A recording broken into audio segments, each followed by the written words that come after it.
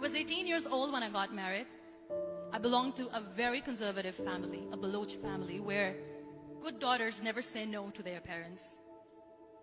My father wanted me to get married, and all I said was, if that makes you happy, I will say yes.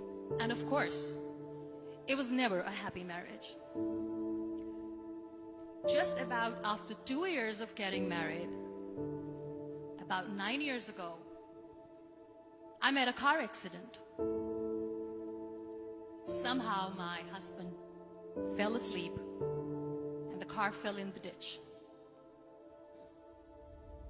He managed to jump out, saved himself. I'm happy for him. But I stayed inside the car and I sustained a lot of injuries. The list is a bit long. Radius ulna of my right arm were fractured. The wrist was fractured. Shoulder bone and collarbone were fractured. My whole rib cage got fractured. But that injury that changed me and my life completely was the spine injury. Many people came to rescue. They gave me CPR. They dragged me out of the car. And while they were dragging me out, I got the complete transection of my spinal cord. Those 2.5 months in the hospital were dreadful. I was at the verge of despair. One day, doctor came to me and he said, well, I heard that you wanted to be an artist, but you ended up being a housewife. I have a bad news for you. You won't be able to paint again. Next day, doctor came to me and said, your spine injury is so bad, you won't be able to walk again. I took a deep breath and I said, it's all right. Next day, doctor came to me and said, because of your spine injury and the fixation that you have in your back, you won't be able to give birth to a child again. That day, I was devastated. I started to question my existence. Why am I even alive? So what kept me going was, one day I asked my brothers, I know I have a deformed hand, but I'm tired of looking at these white walls in the hospital and wearing these white scrubs. Bring me some colors, bring me some small canvas. I want to paint. So the very first painting I made was on my deathbed, where I painted for the very first time. What an amazing therapy it was. Without uttering a single word, I could paint my heart out. I could share my story. People used to come and say, what lovely painting. So much color. Nobody could see the grief in it. Only I could. And that day I decided that I'm going to live life for myself. I am not going to be that perfect person for someone. I am just going to take this moment and I will make it perfect for myself. That I'm going to fight my fears. So I wrote down one by one all those fears. And I decided that I'm going to overcome these fears one at a time. You know what was my biggest fear? Divorce. But the day I decided that this is nothing but my fear, I liberated myself by setting him free.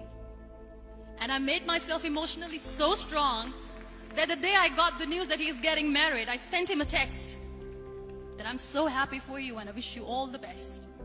And he knows that I pray for him today. Number 2 was, I won't be able to be a mother again. And that was quite devastating for me. But then I realized there are so many children in the world, all they want is acceptance. So there is no point of crying, just go and adopt one. And that's what I did.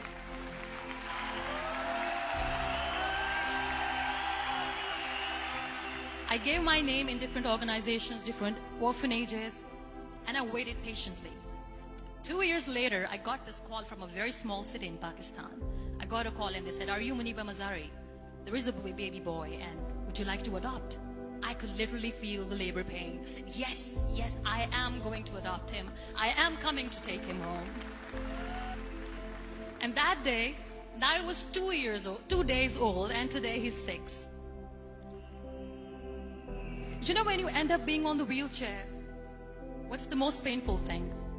People think that they will not be accepted by the people because we, in the world of perfect people, are imperfects. So I decided to appear more in public. I started to paint. I have done a lot of modeling campaigns. I decided that I'm going to join the national TV of Pakistan as an anchor person. I became the National Goodwill Ambassador for UN Women Pakistan, and now I speak for the rights of women, children.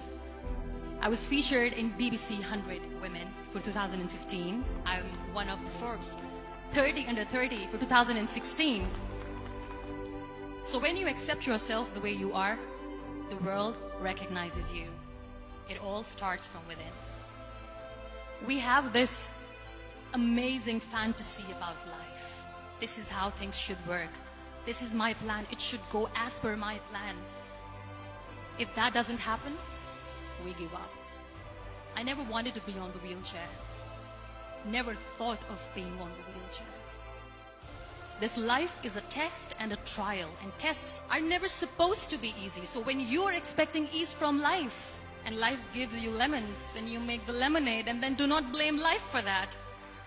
It is okay to be scared. It is okay to cry. Everything is okay, but giving up should not be an option. They always say that failure is not an option. Failure should be an option, because when you fail, you get up, and then you fail, and then you get up, and that keeps you going. Embrace each and every breath that you are taking. Celebrate your life. Live it. Don't die before your death. Real happiness lies in gratitude. So be grateful, be alive, and live every moment.